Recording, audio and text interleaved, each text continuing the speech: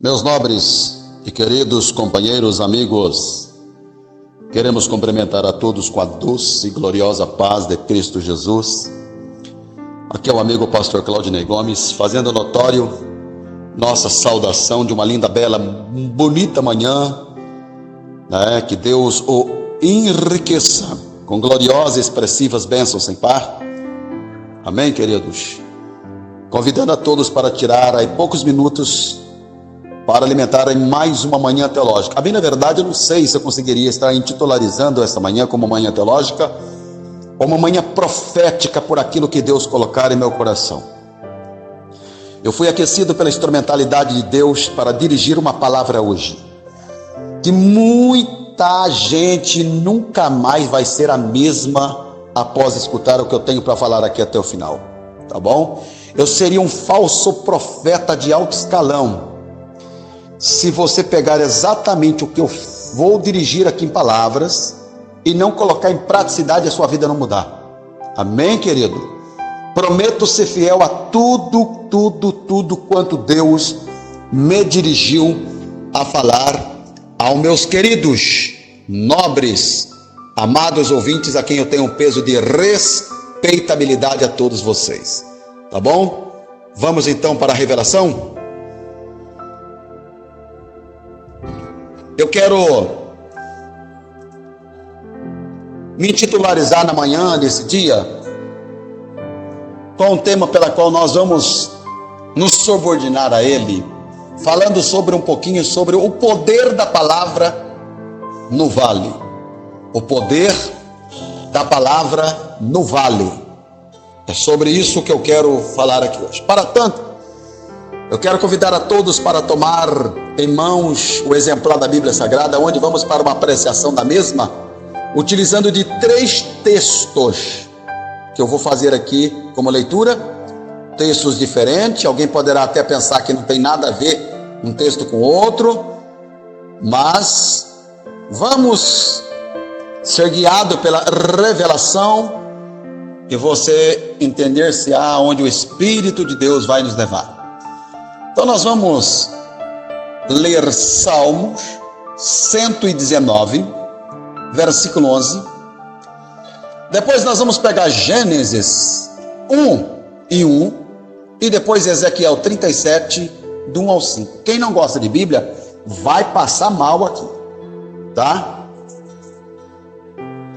Salmo 119, laureando o versículo 11. A Bíblia diz: escondi a tua palavra no meu coração para eu não pecar contra ti. Escondi a tua palavra no meu coração para não pecar contra ti. Agora, Gênesis 1:1. Olha o que diz a Bíblia. No princípio criou Deus os céus e a terra. No princípio criou Deus os céus e a terra. Agora vamos para o livro do profeta Ezequiel, capítulo 37. Nós vamos, a bem na verdade, pegar aqui do versículo 1 até o versículo 5, ok? Que diz assim, veio sobre mim a mão do Senhor, e ele me fez sair no Espírito do Senhor, e me pôs no meio de um vale que estava cheio de ossos, e me fez passar em volta deles, e eis que eram muito numerosos sobre a face do vale, e eis que estavam sequíssimos, e me disse: filho do homem, porventura viverão estes ossos? E eu disse: Senhor Deus, tu o sabes. Então ele me disse: profetiza sobre estes ossos, e diz-lhes: ossos secos, ouvi a palavra do Senhor. Assim diz o Senhor Deus a estes ossos: eis que farei entrar em vós o Espírito, e vivereis. Glória a Jesus. Meus amados e queridos amigos, distintos colegas e companheiros, linda, bela e bonita, esplêndida é a palavra na forma de nos ensinar, onde nós temos 3 textos lidos, meditado e refletido, tomando como base de partida, onde todos sabem perfeitamente que textos como esses, que foram escritos em épocas, momentos completamente marcados por um peso diferencial e até mesmo aparentemente sem combinação de texto para texto na história. Todavia, fiz-me de utilizar propositamente desses 3 textos para levá-los a uma revelação que prometo em o nome de Jesus, cuja revelação vai mudar a sua vida para sempre. Repito, para sempre. Todavia, se atentamente você ouvir até o final que eu tenho aqui para falar. Amém? Aliás, é no final desse estudo que eu vou revelar o que Deus confiou ao meu coração. Você pode ouvir até 50%, 60%, 70%. Você vai nadar no mar e morrer na praia. É no final que eu vou confiar a vocês o que Deus colocou no meu coração, que vai ser uma bomba mais forte e poderosa do que aquela bomba de Hiroshima e Nagasaki, tá? Isso eu posso garantir a vocês, pelo que eu tenho aqui a passar a vocês. Todavia, nós vamos iniciar aqui, seguindo as ordens das leituras que ora fizemos, onde nós iniciamos pelo livro de Salmo. Salmo 119, o versículo 11. Davi chega a expressar as palavras deitado em letra, dizendo: escondi a tua palavra. Vale aqui o tempo de mastigarmos pela racionalidade, a observar os significados das palavras e entender aonde Deus vai nos levar. O que significa esconder? Esconder é o mesmo que ocultar. Ocultar iguala-se a guardar. Apocalipse 3:11 diz: guarda o que tens. Logo, quando você vai guardar alguma coisa, não é fora, você guarda dentro. Por exemplo, o fulano guarda a compra no armário, você guarda fora ou dentro? Dentro. Fulano guarda a roupa no guarda-roupa, você guarda fora ou dentro? Dentro. Então, quando se fala em guardar, é o mesmo que ocultar, é o mesmo que esconder. Não é fora, é dentro. Isto me leva a entender que avivamento vem do verbo avivar, e avivar é da vida. Logo, o avivamento clássico, original, que Deus tem a mandar, ele é logo literalmente comparado a um ovo, gente. Se você pega o ovo, quebra, nasce algum pintinho? Não. Então pega o ovo e deixa lá no ninho. Passa-se o tempo, ele também vai quebrar. Qual uma diferença? Ele vai quebrar não de fora para dentro, batendo a vida, mas ele vai quebrar de dentro para fora, através do pintinho que sai daquele ovo. Entendeu que a proposta da palavra é entrar não fora, mas dentro? E o avivamento não vai de fora para dentro, mas ele vem de dentro para fora. Por isso Davi diz: guardei, mas guardei aonde? No meu coração. E coração não está fora, gente, coração está dentro do corpo. Logo, quando Davi está dizendo guardei a tua palavra no coração, vale ressaltar aqui a diferença clássica entre ouvir e escutar. Davi não está dizendo em escutar, mas ouvir. Apocalipse capítulo 3, versículo 6, a Bíblia diz: quem tem ouvido, ouça o que o Espírito diz à igreja. Mateus capítulo 13, versículo 9, a Bíblia diz: quem tem ouvido para ouvir, ouça. Romanos capítulo 10, versículo 17 diz: de sorte que a fé é pelo ouvir, e ouvir pela palavra de Deus. Todavia, quando você vem aqui agora em Salmo 119, 11, coração aqui não representa órgão, representa alma. Por isso o texto diz: guardei a tua palavra no meu coração para não pecar. Ou seja, o coração ele não está fora, repito, ele está dentro. Guardar não é fora, guardar é dentro, gente. Logo nos ensina que quem tem a praticidade, movido ao poder extraordinário da palavra, não vive uma vida de pecaminosidade. Ou seja, a palavra te leva a uma vida de santificação.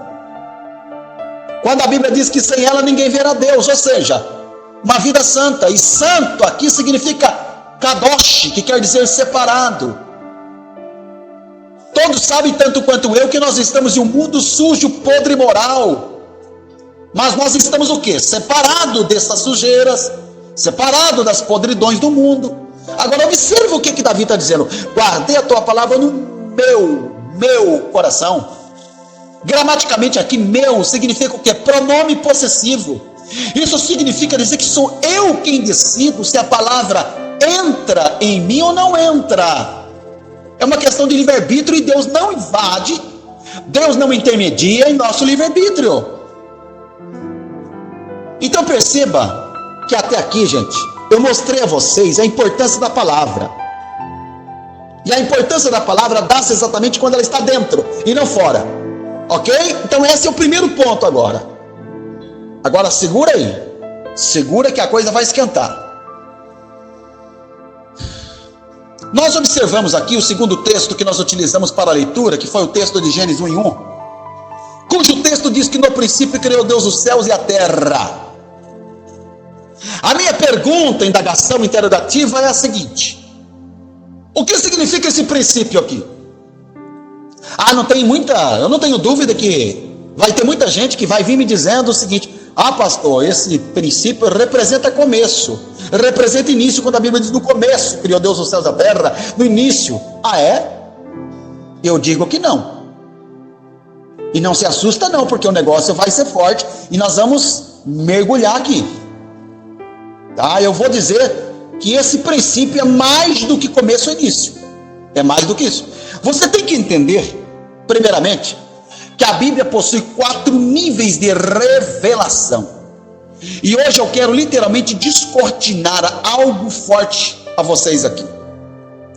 Para tanto, gente, para a gente saber de fato o que literalmente significa esse princípio, nós vamos utilizar de outros textos da Bíblia, já que texto sem contexto é pretexto para a heresia, e eu não vou me utilizar de textos isolados, porque a própria Bíblia se responde. Então, para a gente saber que princípio é esse, vamos perguntar para a Bíblia? Vamos. Bíblia, o que quer dizer esse princípio, Bíblia? E aí ela nos leva para o Evangelho de João, capítulo 1, a partir do versículo 1. Vamos ler até o 3. Olha o que a Bíblia diz. No princípio, sim, no princípio criou Deus o céu e a terra. E o que é no princípio? No princípio era o verbo. E o que era o verbo? E o verbo estava com Deus, e era Deus. Começou a clarear. Ele estava onde, pastor? Versículo 2. Ele estava no princípio com Deus. E o que o verbo fez? Versículo 3. Todas as coisas foram feitas por ele, e sem ele nada do que foi feito se fez. Começou a dar uma luz aqui. Todavia, vamos ainda continuar a viagem pela Bíblia? Vamos, agora vamos para o Apocalipse, onde eu vou abrir um parênteses para dizer que existem 2 cavalos brancos dentro do livro de Apocalipse. Um está no capítulo 6, que é o anticristo. O outro está no capítulo 19, que é o Cristo vivo, Messias. E nós vamos nos utilizar do Messias, que é o capítulo 19, lendo o versículo 13. E olha o que a Bíblia diz: e estava vestido com veste tingida em sangue. Ele quem? Jesus. E o nome pelo qual se chama é o Verbo. Eu estou usando a Bíblia Thompson aqui. Se você pegar a sua Bíblia aí, pega aí, queridão, pega aí, minha queridinha, pega aí. Pode olhar aí na sua Bíblia, que possivelmente não está dizendo verbo, não. Possivelmente esteja escrito assim, Apocalipse 19, 13. E estava vestido com veste tingida em sangue. E o nome pelo qual se chama é a palavra de Deus. Se na minha Bíblia diz verbo e na sua diz palavra, isso significa dizer que o verbo é a palavra. É incontestável, é indiscutível. Verbo é a palavra. Entendeu? Agora, veja o que diz a primeira epístola de João, capítulo 5, versículo 7, que diz assim, ó: porque 3 são os que testificam no céu. Quem são eles? Ah, já sei, pastor. É Deus, Jesus e Espírito Santo. Mas a Bíblia não diz isso, não. A Bíblia diz o Pai. Sim, pastor, agora é Jesus, mas não diz Jesus. O Pai, a palavra e o Espírito Santo. E esses 3 são um. Então Jesus aqui não é mencionado Jesus, é a palavra. Então perceba o quebra-cabeça que eu literalmente estou montando aqui diante de vocês, queridos. Perceba inicialmente que eu utilizei dizendo: no princípio criou Deus os céus e a terra. João está dizendo que esse princípio era o verbo. O verbo era Deus e estava com Deus e tudo foi feito por ele. Ele quem? O verbo. Agora Apocalipse diz que o verbo é a palavra. Agora João vem dizendo que os 3 que testificam no céu é o Pai, a palavra e o Espírito Santo. Entendeu ou não? Então calma que eu vou abaixar a revelação e vai esquentar. Para fecharmos então, vamos para o Apocalipse capítulo 1, versículo 11, que diz o quê? Oh, glória a Jesus, olha o que diz: eu sou o Alfa e o Ômega. Eu sou o princípio. Aleluia, glória a Deus. O que é isso aqui, gente? Depois desses textos que ora lido, meditado, nós obtivemos, você passa a entender, compreender, assimilar e absorver melhor Gênesis 1:1. Por quê? Porque está dizendo que no princípio criou Deus o céu da terra. Esse princípio era o verbo era Deus, estava com Deus e tudo foi feito por ele. E verbo é palavra. E ele no céu é chamado de palavra. Isso significa dizer que na palavra criou Deus os céus e a terra. Princípio é igual palavra. Observe que João diz que todas as coisas foram feitas por ele. Ele quem? Pelo verbo. Isso significa palavra. Pela palavra Deus criou o reino mineral. Pela palavra Deus criou o reino vegetal. Pela palavra Deus criou o reino animal, dizendo haja, haja e haja. Agora abra os seus, dilata o seu coração, abre os seus oráculos e vem comigo dentro da revelação. Na medida que Deus, parece que estou como se estivesse vendo, como se fosse uma fita eletromagnética diante do meu olho, sentir a presença de Deus aqui. Na medida que Deus dizia haja, a palavra saía da boca de Deus, e aonde não existia passava a existir. Cada vez que Deus dizia haja, a palavra saía da boca de Deus, e onde não tinha passava a ter. Parece que estou como se estivesse vendo Deus dizendo haja, e a palavra vinha bum, e passava a existir. Deus dizia haja, e a palavra vinha bum, passava a ter. Perceba que a palavra, ela tem o poder de trazer à existência aquilo que não existe. Perceba, queridos, que a palavra, ela tem o poder de trazer vida onde não tem vida. Por isso, eu digo a todos vocês que a base da sustentabilidade da vida de nós como cristão dá-se exatamente no que, queridos? Pelo poder da palavra, que não está dentro não, que não está fora não, melhor dito, que está dentro. É literalmente pelo poder da palavra vivido e colocado em praticidade, quando está dentro. Por isso cristão é ser seguidor, discípulo de Cristo, quando está dentro. Por quê? Porque Cristo é a palavra literalmente personificada. E perceba que Em Mateus capítulo 4, Jesus venceu o diabo no corpo, na alma e no espírito pelo poder da palavra. Por isso que Pedro, sabendo do poder extraordinário desta palavra, mesmo não tendo pescado nada a noite inteira, e depois que Jesus ordena que os mesmos voltassem ao mar, Pedro disse ali em Lucas capítulo 5: Mestre, sobre a tua palavra lançarei a rede. A Bíblia diz que eles pegaram peixes como em nenhum outro horário, gente, pelo poder da palavra.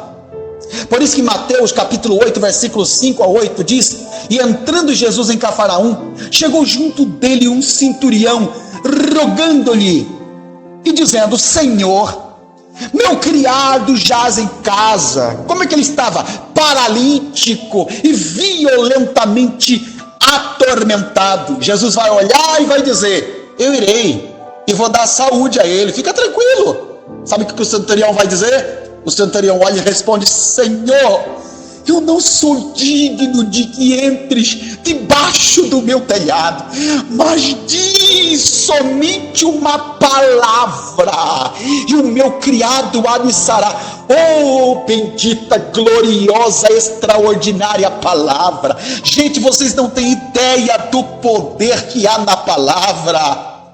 Talvez seja por conta disso que lamentavelmente o diabo tem retirado a palavra de muitos cultos. Canto A, canto B, canto C, canta aqui, canta acolá, canta fulano, cicrano, beltrano, que até canarim, pardal, cigarra perde para aquele povo. Aí depois não tem mais espaço para a palavra, e a palavra que sustenta, a palavra amadurece. Lembre, meus filhos, o que eu disse há pouco a vocês, que a fé vem pelo ouvir e ouvir da palavra. Por conta disso, Hebreus capítulo 4, versículo 12 diz: porque a palavra de Deus é viva e eficaz, e mais penetrante do que espada alguma de dois gumes. Ela vai, pastor? Vai aonde? Ela penetra até a divisão da alma e do espírito, e das juntas e medulas, e apta para discernir os pensamentos e intenções do coração de cada mortal. Vai perguntar para o maior médico cardiologista onde é que fica a divisão da alma e do espírito. Dá livro, dá toda a biblioteca, muita literatura para ele ler, consultar, ver, averiguar, sondar, esquadrinhar. Ninguém vai saber onde fica a divisão da alma e do espírito, mas esta palavra sabe. Ela vai sim, ela vai aonde a filosofia não vai, ela atinge aonde a psicologia não atinge, ela faz o que uma argumentação humana motivacional não pode fazer, meu filho. Aonde a nossa argumentação não vai, ela vai. A palavra faz, realiza. Só a palavra tem poder, gente. O poder que tem a palavra, poder de levantar, curar, renovar e encorajar, animar, abençoar, fortalecer, alegrar, salvar, libertar, batizar. Esta palavra tem o poder de reconstruir, alcançar. Sim, ela tem o poder até de fazer e desfazer. Ela tem o poder de abater e de exaltar. Ela tem o poder de lapidar, ressuscitar, arrebatar, arrebentar as correntes do inferno, rasgar os papéis que o diabo rascunhou para te levar à ruína, partir algema, estabelecer liberdade. Esta palavra tem o poder de despertar, avivar, unir, moldar. Oh, bendito seja Deus. Pelo poder da palavra vem tudo o que nós precisamos. Bendito seja o nosso Deus. Por isso a Bíblia diz em Provérbios 18 e 21 que a morte e a vida está no poder da língua. Pela língua saem as palavras. Segura aí que vai esquentar. Eu estou aqui no segundo texto da leitura, vamos entrar no terceiro agora. Ou seja, pela boca saem palavras, cujas palavras servem literalmente para duas coisas: ou paralisar nossa vida, ou destinar o nosso futuro. Não entendeu? Com a boca você pode soltar palavras, cujas palavras vai dar vida ou vai dar morte. Ou seja, você dá vida ou você mata. Com palavra você pode derrubar ou levantar. Com palavra que você pode ajudar ou atrapalhar. Com palavra que você pode até mesmo entristecer ou alegrar. Com palavra que você pode aproximar ou afastar. Palavra que você pode criticar ou elogiar. Palavra que você pode abater ou exaltar alguém. Palavra que você pode amaldiçoar ou abençoar. Palavra que você pode adoecer ou curar alguém. Palavra que você pode, desanimar ou animar. Palavra que você pode motivar ou discriminar alguém. Palavra que você pode frustrar ou empolgar alguém. Você pode desencorajar ou encorajar alguém. Você pode ferir ou restaurar alguém. Com o quê? Com as palavras. Agora que você entendeu tudo isso, eu cheguei agora na terceira leitura, que é o texto do livro do profeta Ezequiel. Segura aí e me preste o seu coração, que já vou encerrar já. Deus leva o profeta Ezequiel ao vale. Não foi ele que foi. Ele foi levado pelo Espírito. Deus, há momento que nos leva para circunstâncias e situações que não vai ser bonita. Por quê? A Bíblia diz que a mão do Senhor estava sobre ele.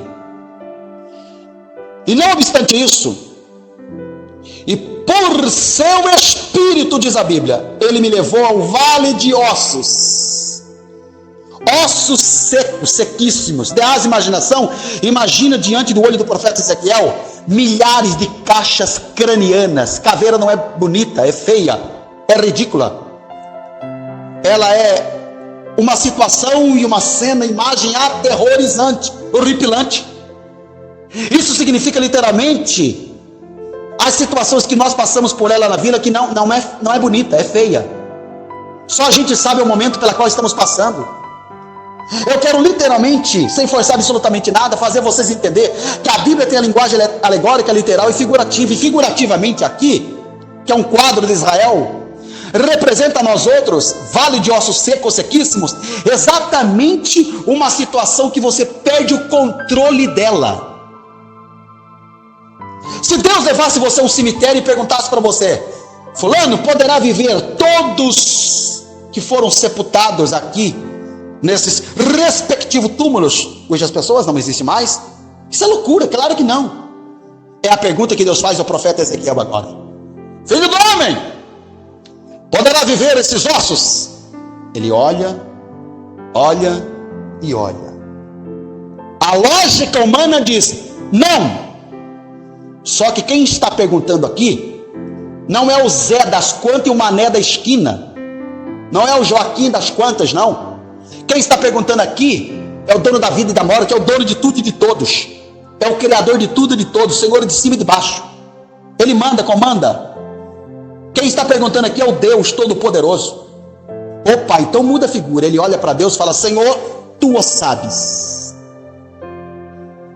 Naquela hora, Deus se utiliza, como se estivesse eu me lembrando aqui, de uma sociedade na administração de nosso espaço. Onde que eu quero chegar? Deus não faz tudo por mim, eu não faço nada sem Deus. Nessa parceria de sociedade, Deus olha para o profeta e fala: vai ao vale, não foge não, e profetiza. Opa, pera um pouquinho. Sabe por que a vida de muita gente não muda, apesar dele declarar, decretar, impetrar, profetizar? É porque ele profetiza sem a palavra estar dentro. Aí eu volto lá para o primeiro texto. Guardei a tua palavra dentro. A palavra é o verbo divino. Lembra quando eu me utilizei em dizer para vocês que a palavra traz à existência aquilo que não existe? Ela pode trazer vida. Por isso eu repito o exemplo do ovo. Avivamento vem do verbo avivar, e avivar é da vida. Tem situação de muita gente que representa literalmente um vale de ossos secos. Esse casamento representa de repente um vale de ossos secos. Eu tenho pregado, querido, em muitas ocasiões meu coração ficou literalmente dilacerado em pedaços. Quando eu trombei com irmãs que veio chorando para mim, dizendo: pastor, tantos anos que eu estou na frente desse grande círculo de oração, e ninguém tem ideia do que passa por trás das minhas fisionomias, que quem olha para mim com esse coque na cabeça, uma mulher forrada de oração, de graça. Mas eu tenho um filho, 24 anos, no crack. Meu marido não sabe mais o que fazer, com vontade de ir embora para BH. Eu estou com o coração partido, pastor. Ao vir para esse congresso, meu marido não pôde vir, porque ele falou assim: dá-me R$10, eu quero usar droga. Ele falou: não dou. Então tá bom, na primeira oportunidade eu vou colocar fogo no quarto. Você pega um filho desse, põe na rua. Eu não estou falando de alguém, estou falando de filho. Você fica naquela filosofia, se correr o bicho pega, se ficar o bicho come. Você fica meio num mato sem cachorro, como diz o velho ditado. Isso é um vale de ossos secos. Quantas pessoas trombam no meu contato celular me procurando ao desespero. Está aqui, eu podia citar aqui agora 150 pessoas ao desespero, dizendo: pastor, estou pensando em me suicidar. Estou com um coração de um oco, um câncer, um buraco vazio, uma lacuna na alma, o desespero me abraçou. Fui traído, estou dilacerado, estou aos pedaços. Minha situação é um vale de ossos sequíssimos. Filhos cuja situação precária, caótica, delicada, desabou a vida financeira. Outros desenganados pela medicina, com contagem regressiva para ir para a eternidade. Quem está de fora está perturbado com situações que você olha e perdeu o controle disso. Aí Deus me ensina agora, por intermédio da instrumentalidade, o poder da sua palavra, e eu vou finalizar com algo forte aqui agora. O que Deus está nos ensinando, gente? Eu nado no mar e morro na praia, se eu não literalmente passar isso a vocês. Está me fazendo lembrar do pastor José Satírio, um grande exemplo a ser seguido, que saiu do Brasil sem nada e foi em direção à Colômbia, guiado pelo Espírito Santo. E ele contando, dizendo que uma irmã chegou para ele dizendo: pastor, ore pela minha filha. E ele disse: o que se passa? Pastor, ela está desviada, eu quero que ela volte para a igreja. E o pastor disse: você tem orado? Tenho. Quantos anos? 10 anos. O pastor assustou. 10 anos orando pela sua filha? Sim. Como é que tem sido a sua oração? Eu peço para Jesus salvar, Jesus curar, Jesus trazer de volta. O pastor calmamente colocou a mão no ombro dela e disse: sua filha nunca vai ser salva. Ela assustou, olhou: como assim, pastor? Nunca vai ser salva. Por que a sua oração está errada, a motivação toda errada? Você quer a sua filha salva? Quero. Quer mesmo? Quero, pastor, é o que eu mais quero. Então, fecha os olhos e repita comigo: Satanás. A irmã se assustou. Satanás, falou baixinho, de forma tímida: solte a minha filha. Solte a minha filha. Aí o pastor disse, com muita graça e autoridade: diga isso por 3 vezes. Aí ela foi a primeira: Satanás, solte a minha filha, em nome de Jesus. Segunda vez: Satanás, solte a minha filha, no nome de Jesus. Terceira lá. Primeira foi para a segunda, terceira, quarta, quinta, embalou, foi com tudo, meu filho. Abriu a boca e soltou a goela: Satanás, solte a minha filha. O pastor colocou a mão na cabeça dela e disse: Deus, seja feito conforme o poder da palavra que saiu da boca da tua filha. 4 meses se passou. No domingo pela manhã, tudo sendo preparado para a grande festa das águas batismais que muita gente iria passar. Uma irmã dando sinal para o pastor, dando sinal, o pastor não sabendo, manda chamar. Irmã, só está me dando sinal, quer falar comigo? Pastor, eu quero, pastor, estou muito contente, alegre e feliz. Sim, irmã, o senhor lembra de mim? Não, não lembro. Ele é pastor de mais de 10 mil membros na Colômbia. E ela disse, de forma muito contente: pastor, eu sou aquela irmã que pediu oração para o senhor, pastor, pela minha filha. Aí ele: sim, e o que tem ela, irmã? Morreu? Pastor, ela é ali, tá na fila, no começo ali, que vai passar pelo batismo hoje. E entender o poder da palavra? Qual é a nossa motivação? A gente depara com uma questão circunstancial, um vale, um deserto, um vale de ossos sequíssimos.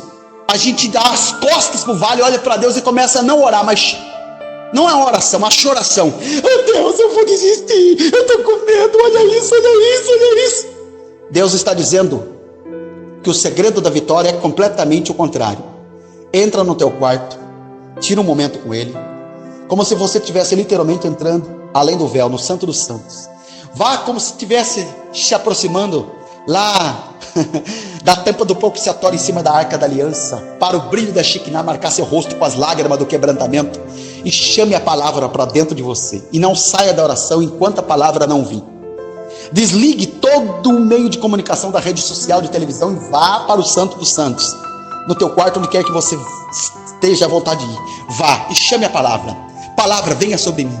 E quando você esconder, guardar, ocultar a palavra dentro de você, pela segunda leitura, A palavra vai trazer vida onde não tem vida, entendeu agora? A palavra vai trazer à existência aquilo que não existe, entendeu agora?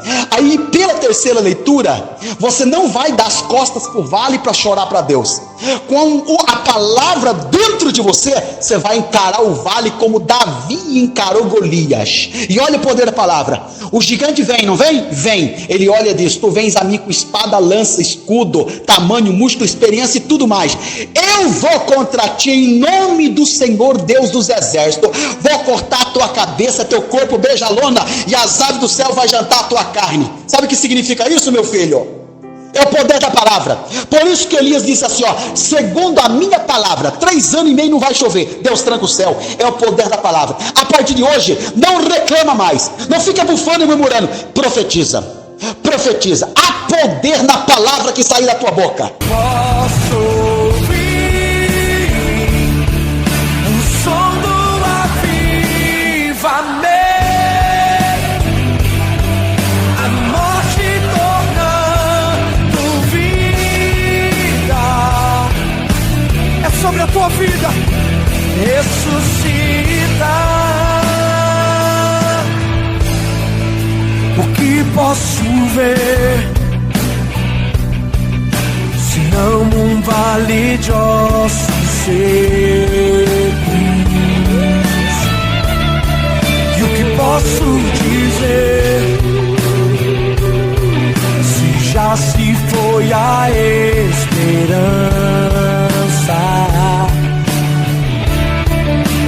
Nossa vergonha está exposta debaixo do sol. Há muito tempo se foi alegria, não há espírito, não há palavra. Fugi isso, filho do homem, filho do homem, mude a história com tua boca, profetiza, volte a alegria, venha Espírito, haja palavra.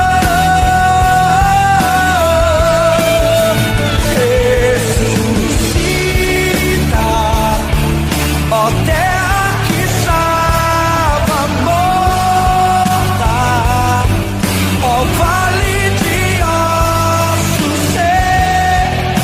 Assim diz o Senhor: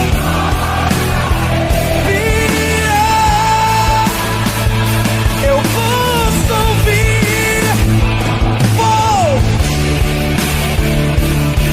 O som do avivamento,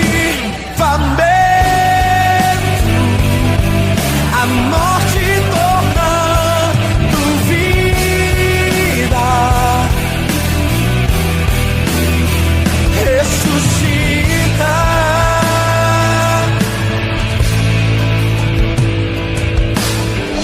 Pegue na mão da pessoa que está do seu lado. Nós vamos profetizar a vida de Deus uns pelos outros. Nós vamos profetizar a vida de Deus sobre famílias nessa nação. Quantos podem profetizar nessa noite? Levante a mão do teu irmão e com toda a força declare sobre ele a vida. Vida, eu profetizo sobre ti a vida. Receba sobre ti a vida. Oh, vida de Deus.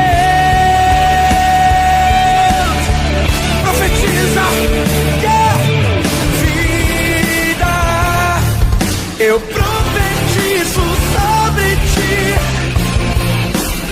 Receba, oh, a vida, vida de Deus, vida de Deus,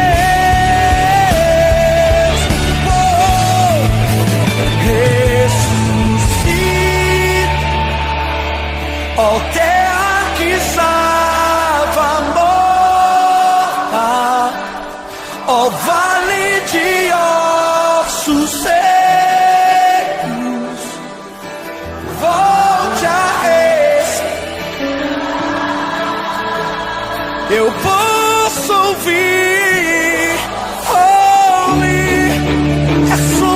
momento.